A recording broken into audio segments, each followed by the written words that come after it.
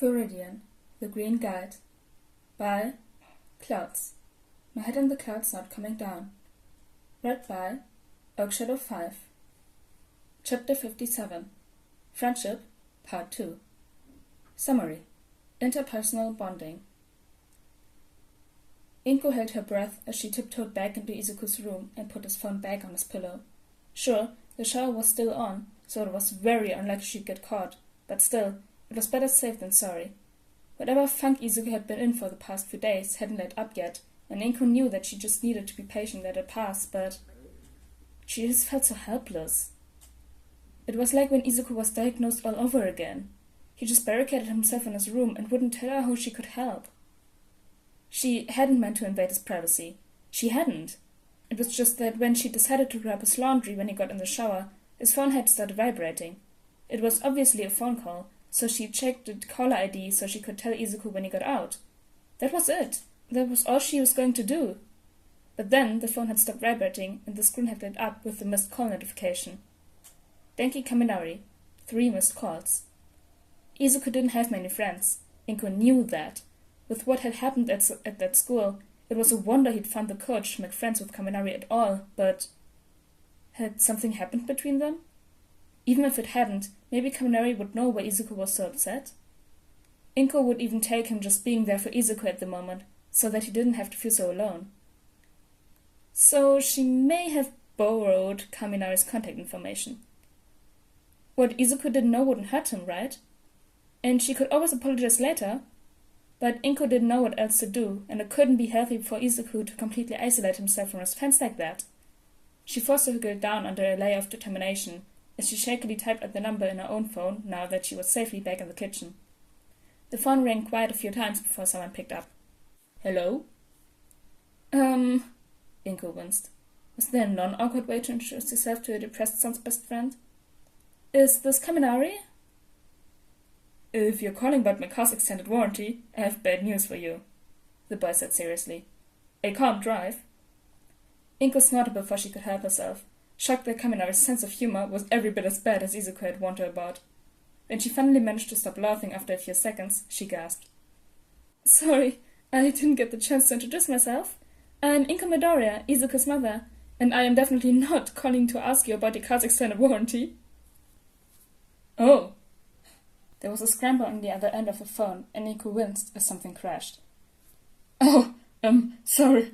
I could have sworn you were a spam call, so I was just trying to, kind of spam you back. It was just supposed to be a joke, but you're not.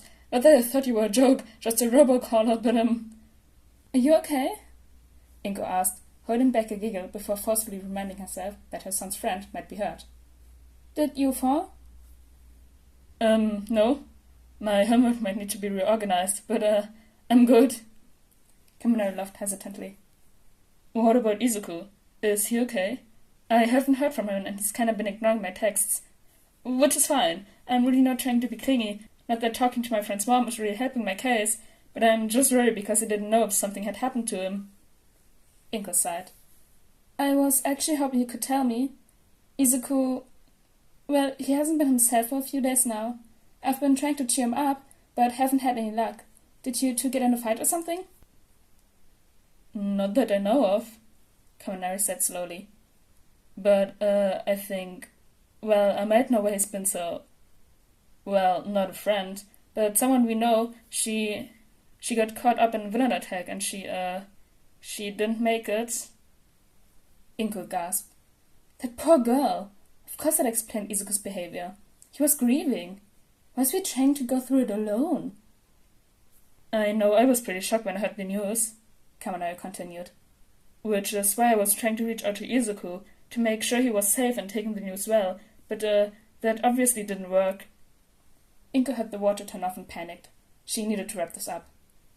Would you like to come over for dinner? I just feel better if...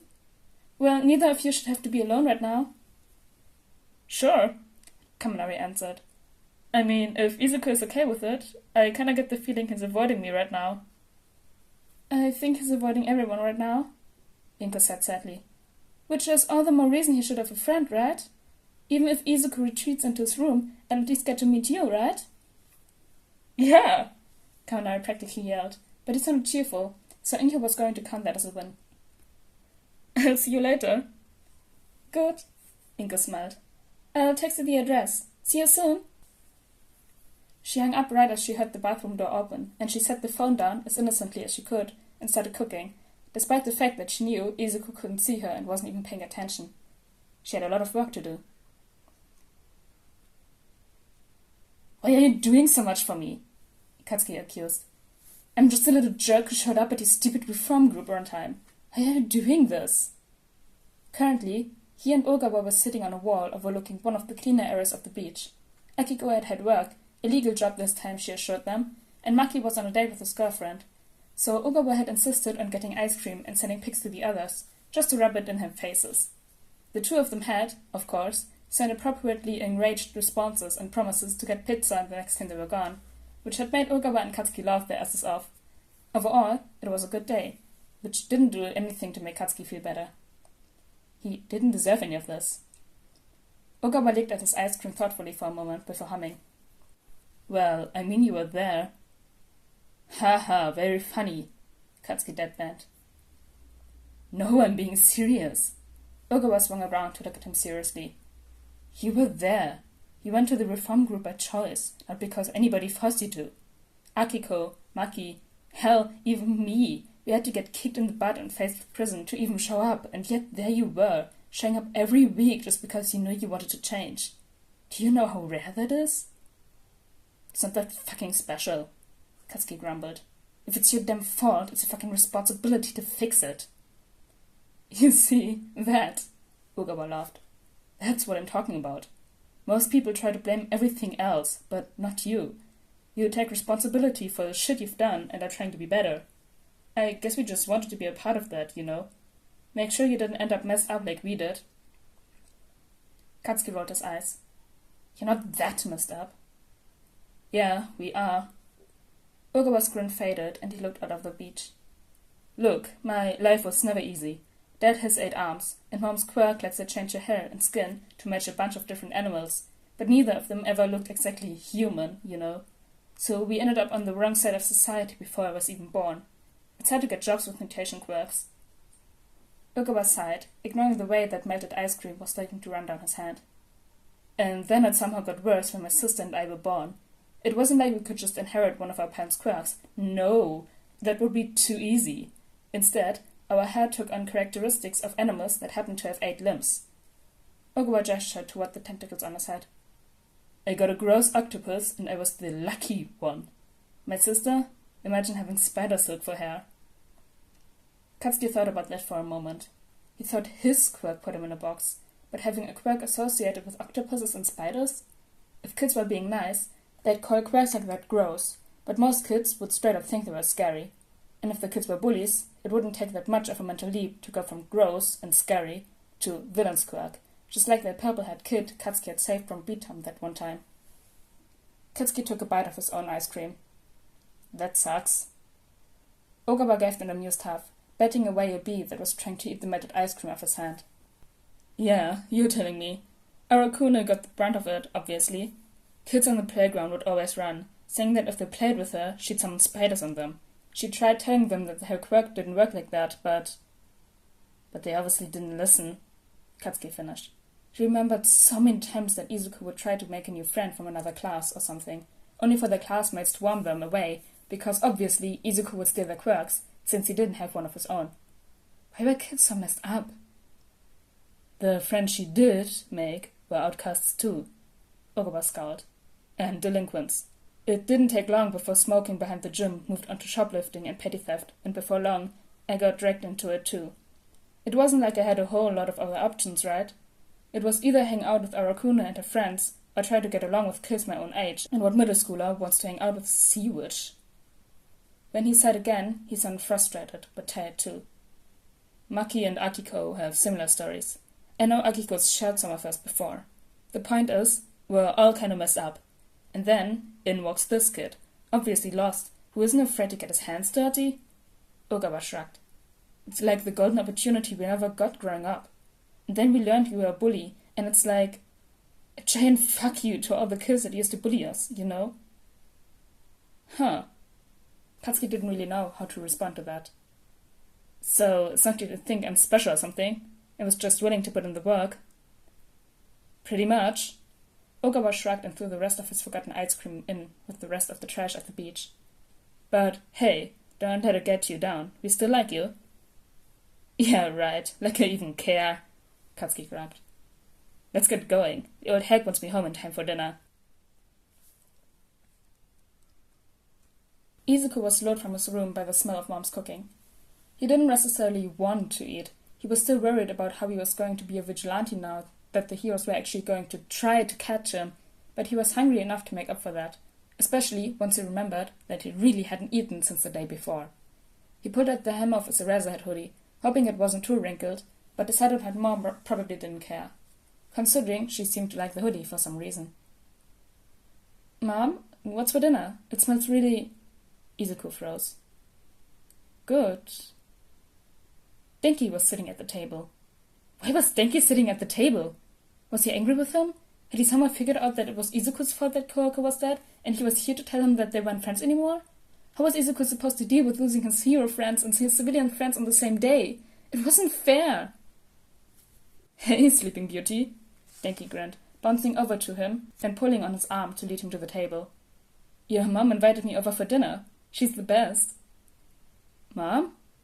Izuku looked between her and Denki in confusion. You invited him? How did you even get his number? That's not important, Mom said hurriedly. What's important is that dinner's ready, and I made enough for 2 grown boys, so you both better eat up, do you hear me? Sure thing, Midoriya-san. Okay. Izuku didn't speak much as they ate, mostly letting Denki and Mom get to know each other. They got along well, which would be great if Izuku was sure that Kaminari wasn't here to abandon him. He didn't seem mad, which probably just meant that he didn't know, which was... Wasn't that better? At least it meant that Izuku wasn't going to lose his only friend. Not that he was sure he deserved a friend, but he couldn't just tell Denki everything. Even though it felt like a betrayal and he hated the fact that he had to trick his friend into liking him, admitting that he was at least partially at fault for Kohaku's death would mean coming clean about everything, including his vigilantism, and he just couldn't put Denki in danger like that. Maybe once he got in UA and was actually on his way to becoming a hero, but even with how much they trained Denki's quirk and his combat skills, he was still a civilian, and he hadn't signed up for whatever powerful enemies Izuku had somehow attracted by sticking his nose where it didn't belong. Izuku could live with lying to his friend if it meant that no one else got hurt. Or maybe Denki just didn't want to end their friendship in front of his mom. Soon enough, dinner was over and Izuku started gathering up everyone's dishes, if only to have something to do so he didn't have to talk. Denki would probably be leaving soon, which meant that Izuku would finally be able to retreat back into his room and stop trying to hide how guilty he felt. Oh, Izuku, don't worry about the dishes. I'll do them, Mom said, grabbing the stack of plates from him before he had a chance to protest. Why don't you show Kaminari your room, since it's his first time here? Yeah, man. Denki grinned and gave him a thumbs up. I mean, you've already seen mine. Izuku tried to calm his breathing as he looked between the two of them rather slowly. Okay. Izuku couldn't stop his mind from racing as he led Denki down the hall. This was it. Denki was probably too polite to end their friendship in front of his mom, so this was just a ploy to get him alone, and once they were in the privacy of his room, Denki would drop the bomb. Izuku shut the door behind them and braced himself for the inevitable. It never came. Whoa, you've got so many different heroes in here. Denki's smile didn't fade at all, as his eyes roamed over the posters and figurines filling Izuku's room.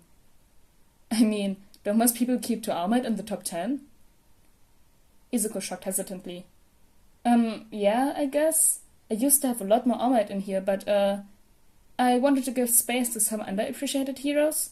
Yeah, because All Might can't be everywhere, and a lot of the heroes do a lot of work to keep everyone safe, even if they're not really in the rankings. Cool. Kaminari looked at one of the posters that Izuku had behind his bed. Amplifier? I think I heard of her once. She's that announcer hero, right? Izuku nodded frantically. That's how most people know about her, because she volunteers at a lot of hero events because of her quirk, but she's actually a really effective nighttime hero. She stops a lot of crimes near the bar district and keeps everyone safe. Denki gestured to Izuku's hoodie. And Eraserhead? Is he a hero too? Izuku's smile faded slightly. Yeah, he's one of my favorites. And yet Izuku had disappointed him. Again. Eraserhead had looked so hopeful when he brought up that vigilante rehabilitation program, and Izuku had hated that he'd had to crush that. But then again, he wouldn't have even made the offer if he'd known that Izuku was quackless, so he didn't feel too guilty. At least, not about that. There was a beat of silence as Denki continued looking at his collection, and Izuku took a deep breath before hesitating. He knew he couldn't tell Denki about the whole vigilante side of things, but was it weird to just not bring it up? Like, it was kinda a big thing, so it was weird that it hadn't come up yet.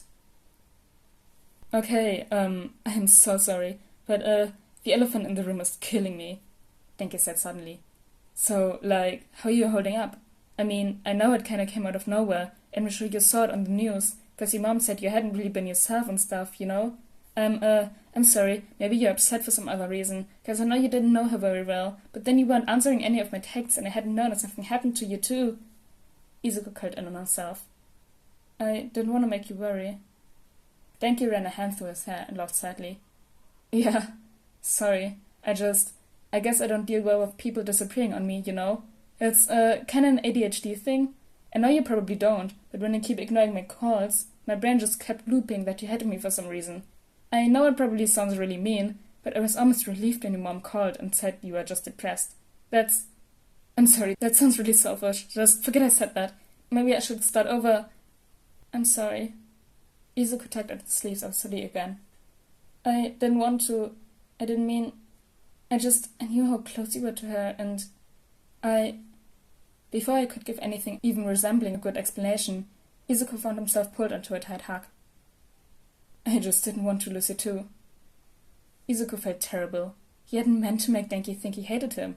In fact, he'd been too busy being convinced that Denki would hate him to even consider that he might be worrying about the same thing. He swallowed and leaned back slightly, putting his hands on Denki's shoulders so they were looking eye to eye. I'm not going to leave you, Izuku promised. Denki, you're probably the only friend I've really had. I mean, I know you're the only friend I've had since I was diagnosed quackless. I don't want to lose you either.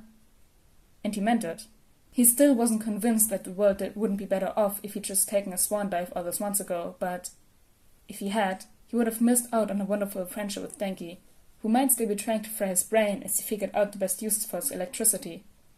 He couldn't abandon the only person except for his mom who had stayed by him even after learning he was quackless. He had to stay alive. I'm not gonna leave you, Izuku muttered, pulling Kaminari back into the hug as they both started crying. I'm not gonna leave you, I promise. Ogawa waved to Bakugo cheerfully as he got on the train and laughed as Bakugo, predictably, flipped him off in return. The kid was gonna be a great hero someday. Honestly, he hadn't been sure at the beginning if Bakugo would be able to pull it off, but the kid seemed to attack every obstacle in his way like it was an enemy that he could kill, and he was fighting for his life. It was refreshing. The sun was already setting as Ogawa made his own way home. His sister was probably out doing God knew what, so he was looking forward to a nice TV dinner and maybe some TV before bed. Maybe he should look for some jobs tomorrow. The redemption course was almost over, so it wouldn't hurt to know what was available for when his record finally got wiped. It'd give him a head start at least, and he needed all the advantages he could get if he wanted to keep up with Bakugo. He felt a weird tingle down his spine as he walked down one of the near-deserted streets leading away from the train station. It almost felt like he was being watched. Had Bakugo decided to get off the train and follow him?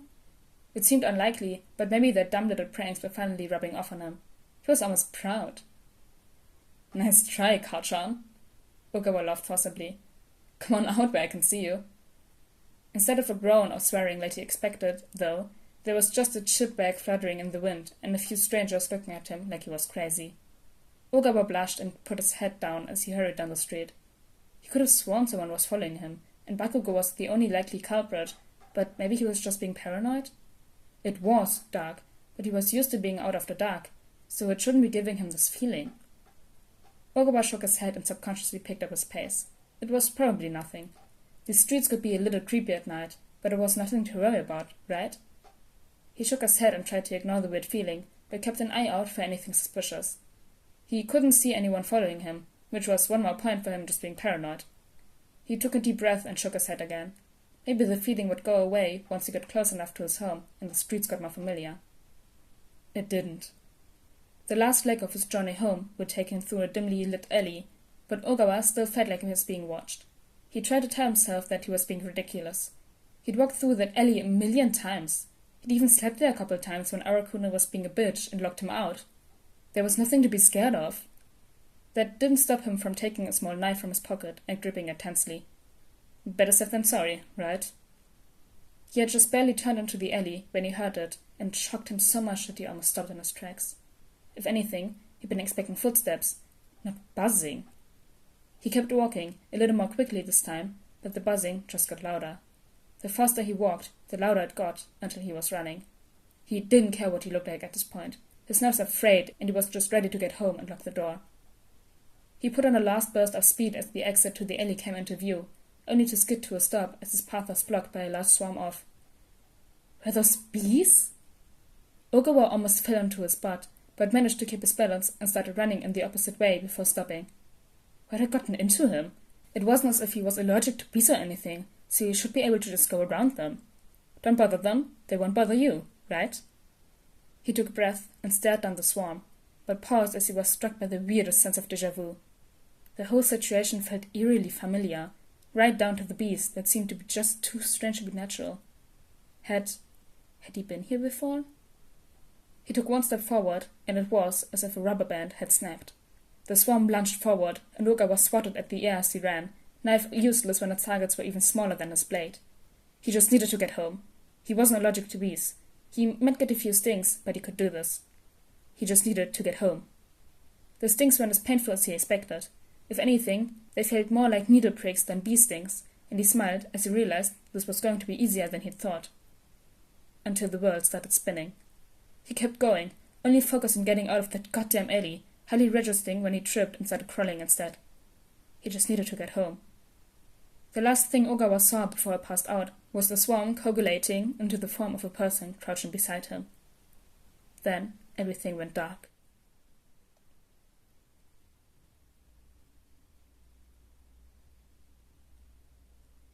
Oh shit! Ogawa got kidnapped by Queen Bee. Oh my god. No, not Ogawa, not again. Not the trigger. Ah. Anyways, guys, I hope you enjoyed chapter 57 of Viridian the Green Guide, and I'll see you all next time. Bye!